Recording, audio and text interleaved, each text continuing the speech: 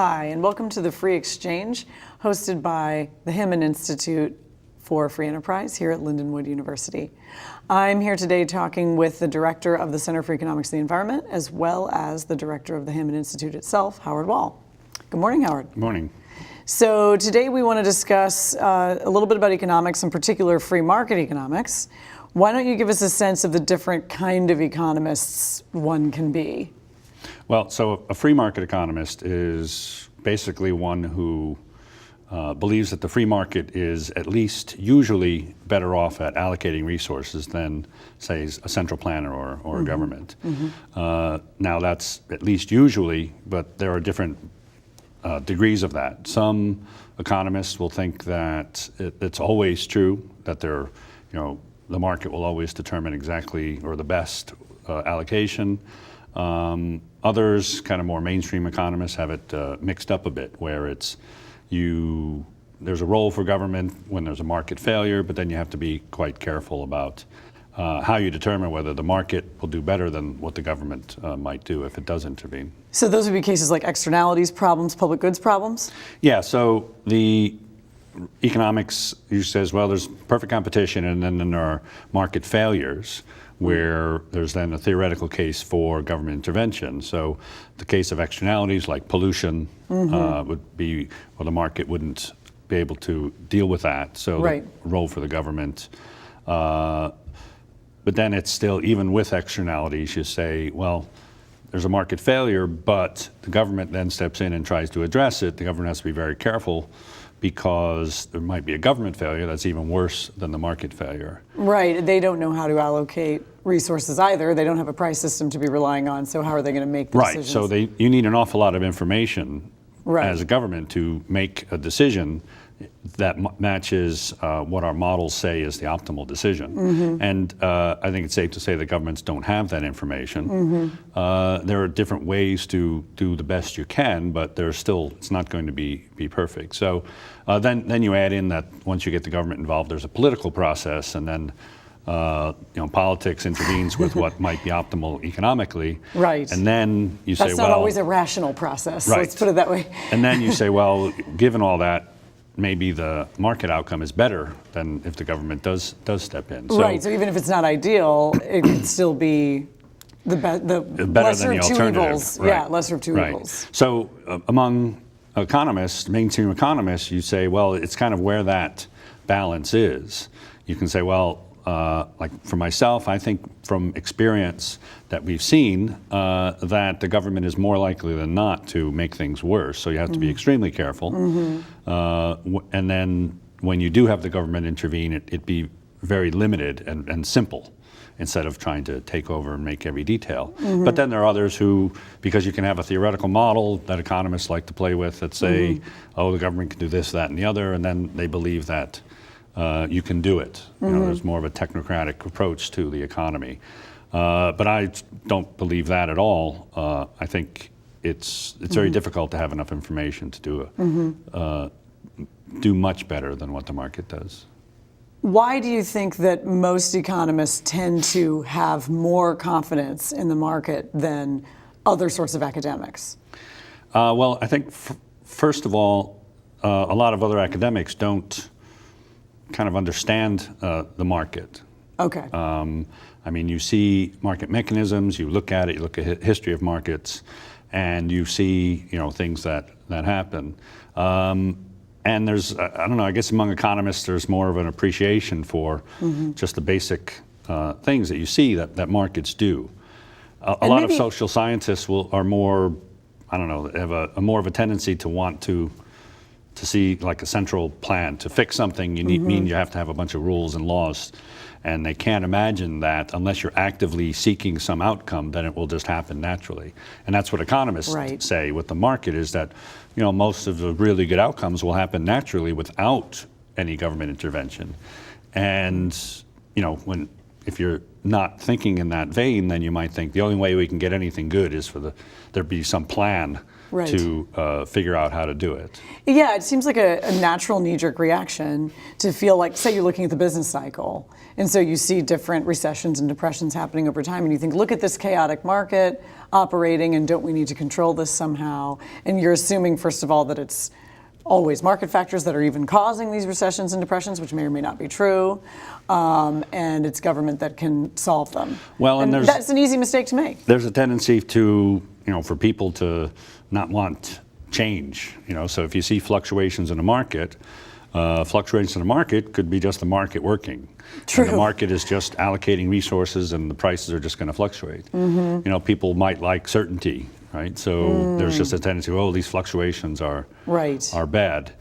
So, an example of this is with, say, agricultural policy. So, food prices have been fixed to various extents for decades, and the argument is always that one of the arguments is that, well, government step in to get rid of fluctuations in prices. We need stable prices, right. But the stable prices are always really high.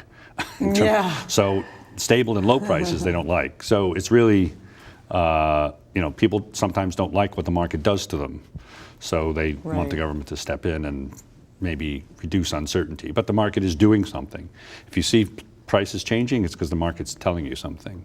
Yeah, and one of the things that I like to convey to my students is that prices are information. Right. And so I don't need to know why the price of this resource has gone up. I don't need to know the whole backstory as to why I need to change to a different resource. It'll just sort of force me to change to a different resource, thus conserving the original resource. And so all of that happens spontaneously in a way that doesn't require me having every detail. Right, and that's the key, is that, I don't know, the more I do economics, the less I think I know about how the economy works. Meaning that, again, Socrates would love that. Yeah, well, I get an appreciation for all the different things that are going on, and there's all the unintended consequences that you can't even imagine would happen. Right. But there are a lot of economists who, the more they do economics, the more confident they get in that they know what they're doing. I don't know, because they do harder math or something. But I think they're fooling themselves, and it's just not possible to really have enough information for even really, really smart people who are pure of heart to step in and do better than the market, unless there are really stringent conditions for intervention, or at least being very careful about it. And it's only because the system itself is so complex and varied. It's not because people are necessarily bad or bad intentioned or anything like that, right? And this is kind of one of the common mistakes that I think people make. Yeah, no, I mean, it's imagine the economy. There's millions of people making decisions all the time, and then there are and they have a lot of local information that they're basing those decisions on. What am I good at? What do I need? What do I want? What's happening with my life at the moment? Yeah, so it's not possible for, if I'm a central planner or a government bureaucracy who wants to plan the economy, it needs to know everything about how to produce steel and every other good and all the intermediate goods all over in locations and everything like that, instead of each individual having their own bit of information and then conveying that information through prices. Right. So, some people, that's where people say, they can't imagine just the everyone having a little bit of information, but it all aggregating into an interaction of all the information. So some people will say, well, we have to have it planned, and I think they have it exactly backwards. Yeah, and it takes a certain kind of mental self-discipline to keep reminding yourself that we don't solve this sort of problems in this sort of a system through central planning, because of course in our regular daily lives, if I'm running a household, for instance, I am the central planner. It's a little commune, right? And so I decide if we need to spend more on food or less on this, and because that's the way that I'm running my life everywhere else, I think it's very easy to slip into thinking, okay, let's do that in politics as well. Yeah, and there are many economists who completely fool themselves that they build a very complex mathematical model of the economy or a market or anything like that, and they spend maybe months solving the math, so they think they've actually tackled something that is in any way as complicated as the actual economy, and they think that their model is actually the economy. And I think they're idiots for doing that. I mean, they're just deluding themselves that the difficulty in their math is some measure of how much understanding they have. Is this the explanation for someone like Paul Krugman, or do you have an explanation for someone like Paul Krugman? Well, Paul Krugman actually has said that he got into economics after reading, I think it was Isaac Asimov's book, where there was some super being who was controlling things. Oh, and he went into yes. economics thinking it was a way to do that. So it wasn't. Okay. So some people go into economics perhaps to find the tools to understand so that they can make society more like they want it. It kind of reminds me of sort of the heritage of neoconservatism, where you see people who really were, many of whom were Trotskyite socialists as young men, and became disabused, of their socialism just by seeing the outcome, for instance, in the USSR and places like that. But internally, there was still some love of the idea that if we could centrally plan everything, it would really be great and it would be efficient and rational. Yeah. And it's just that we can't do it, as opposed to the idea that there's something really beautiful and important about the fact that these things come about in a spontaneous way. Well, so, economists have to be careful with this because it's kind of a tool, an analytical tool. We say, all right, say there's some benevolent dictator. Yes. And the benevolent dictator knows all and decides what to do. That means we can write our equations or move around our lines on our graphs as some benevolent dictator.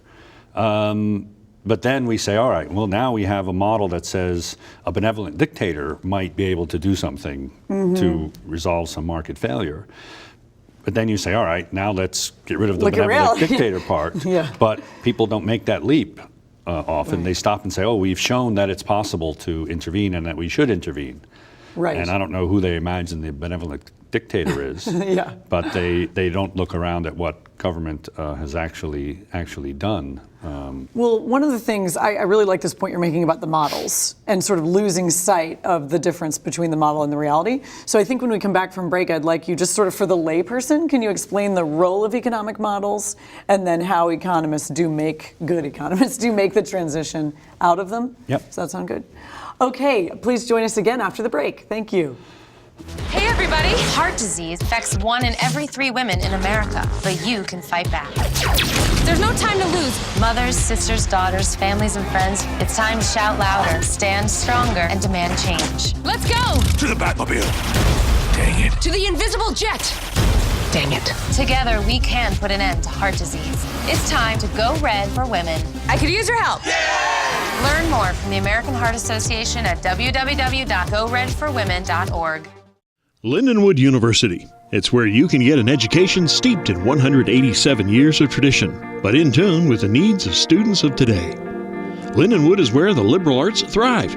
It's where young people and working adults can prepare for the next great step in their lives. Lindenwood has more than 120 degree programs from which to choose, bachelor's degrees, master's degrees, and a doctoral degree in education.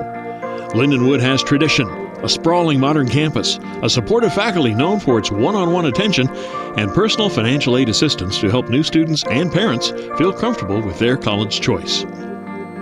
Lindenwood offers the best of the St. Louis region, with a college town experience in St. Charles, Missouri. Find out why thousands are choosing Lindenwood University. Find out today. You can reach us online at www.lindenwood.edu or call 636-949-4949.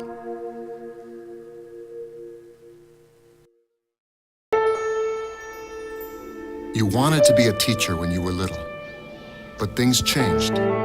Teaching didn't seem that cool anymore, so you decided to become something else. But what would your 12-year-old self say? Amazing things are happening in teaching, so it's time to put it back on your list. Don't try to convince yourself otherwise. You had it right the first time.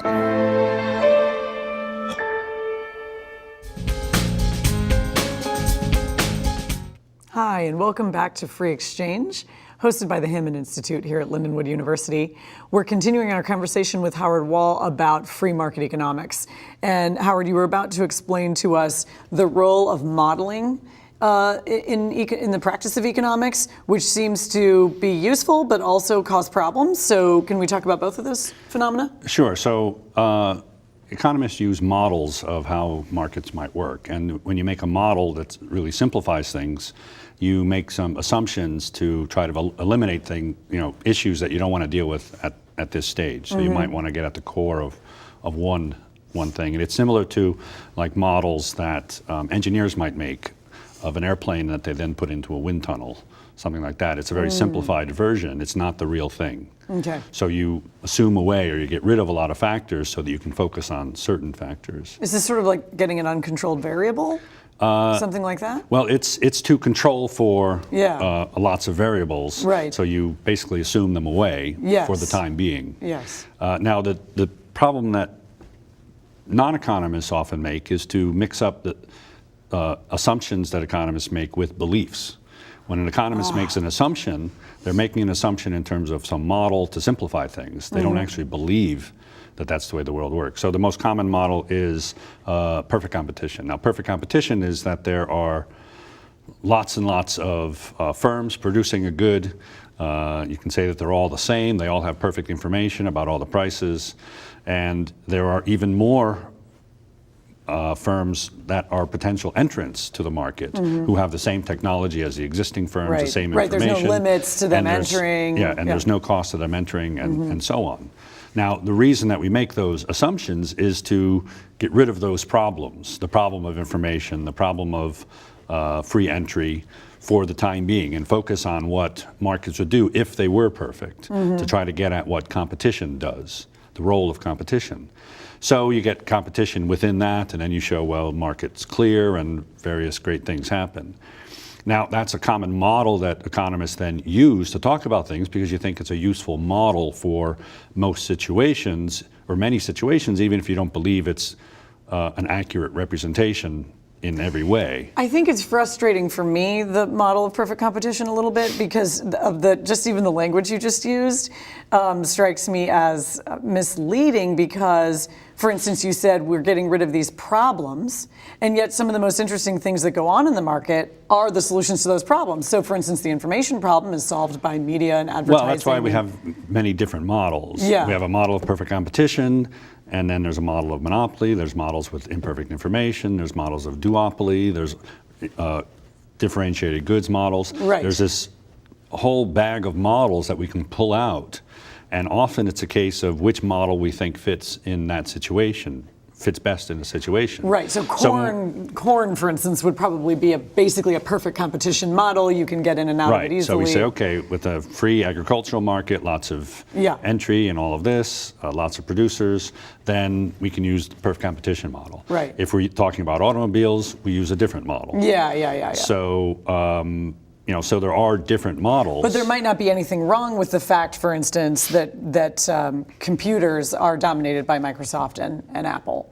Right. I mean, that could be an okay situation for the market where people are still getting a good product and good prices. Right. We then look at a model of that type of competition, and it would be difficult to enter, but that doesn't. And then try to figure out how that model works. Right. Just because it's not perfect competition doesn't mean it's bad or you do things. I think it can just be confusing sometimes for the person who's hearing about it. So, for instance, if you're looking at the model of perfect competition, the student is thinking, where's the competition?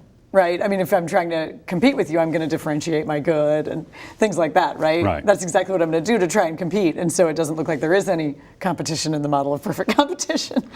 Well, there's actually a very simple model that we teach in principles class called monopolistic competition, where you get rid of the assumption of that all goods are the same, and you have product differentiation, and then that goes out. So you can get very, very far with some relatively simple models to illustrate kind of larger points. Yes, right. And you don't actually believe that the world is the model, but you think that the model is giving you some insights about how the world works. But with the entrance of high-level mathematics, econometrics, into economics, do you feel like sometimes, I think there was a book called There's More Heat Than Light, or something like this, talking about the emphasis on sort of quantification of some of these basic principles? Well, so there's two different types of math. There's statistics, which is trying to quantify things and estimate the effects of things, and then there's just the math that you might need to create this theoretical model. And for sure,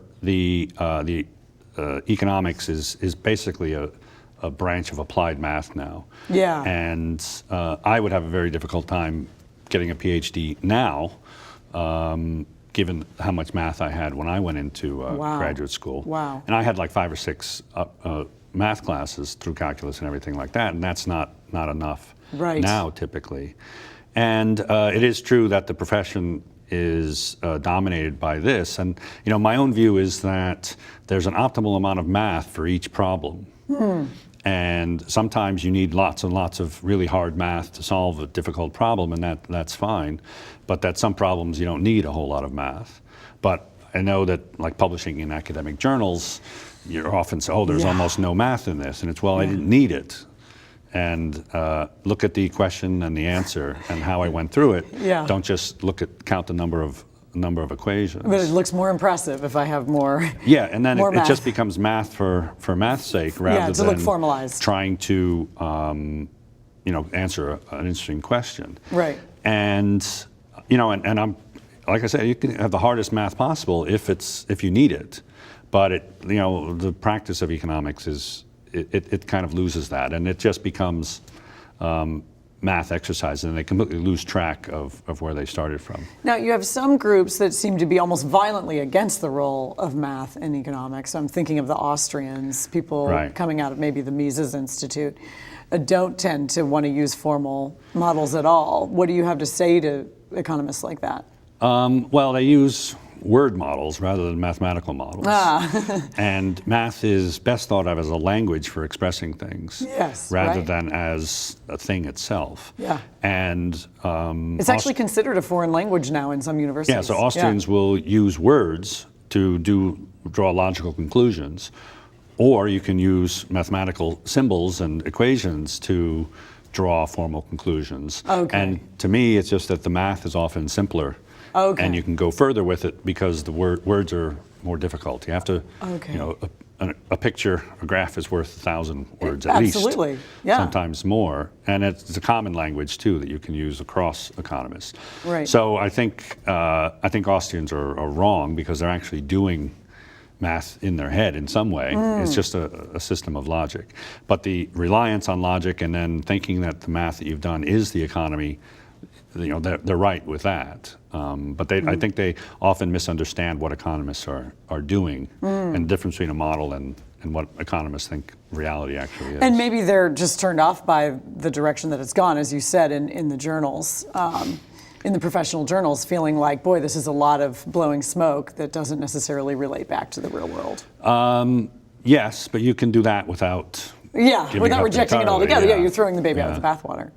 So I know one of your favorite economists is Milton Friedman. Since we only have a few minutes left, do you want to just tell us about what attracted you to him and what sort of school of economics he's coming out of? Well, so Milton Friedman actually is the reason I am an economist, because I was more, when I was doing kind of social sciences, I was more doing political science sort of stuff and looking at policy. And then I took an economics class, and one of the books we had to read was Milton Friedman's Free to Choose, and we saw his TV series. And we also saw John Kenneth Galbraith's TV series and read one of his books at the same time. This was back when we had liberal arts education. Yes. Back in the 80s. We do here at Lindenwood. No, go ahead. So we had the textbook and supplementary reading in the economics class.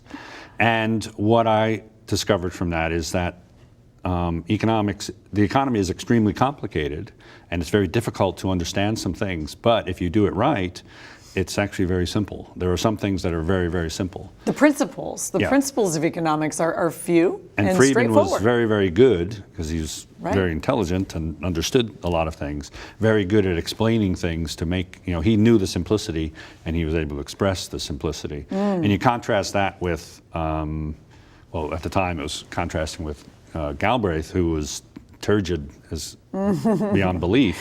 Right. And he didn't believe, or didn't have any simple principles. Everything was very, well, he had very simple principles, but I don't know, expressed turgidly. So I couldn't quite grasp what he was going on about. Yeah. So, with those simple principles, you can get very far with understanding the economy and about public policy, and you don't have to do whatever Friedman says. It was really the basic principles that I got an appreciation of through Friedman. Wonderful. And is he Chicago School of Economics? So he was the Chicago School, yeah. So they were very much a free market group, and Friedman was probably more, going back and looking at the the TV series, I show some of it to my class. I'm now less free market than I was at the time, or than Friedman was on some issues. Okay. But I think he, at the time, in the 70s mostly, was when he was making his point, he was fighting against the tide to try to reverse the tide of government intervention. So he may have been overstating things at the time to make a point. Sure, sure. But it's still, he was very clear in what he was saying, and he was able to get at the simple things. And I recommend him watching interview between Phil Donahue and Milton Friedman. It's really terrific. Oh, you can probably look at it on YouTube. And yeah, just Google Phil Donahue and Milton Friedman, and you'll see some classic 1978 production values. Well, and I know at the Hammond Institute's YouTube channel, we've hooked into a couple of those videos as well, so you could go there to find them. Well, thank you so much for talking to us today about free market economics, and thank you for joining us here on Free Exchange, hosted by the Hammond Institute for Free Enterprise at Lindenwood University. Check us out at www.lindenwood.edu/Hammond Institute.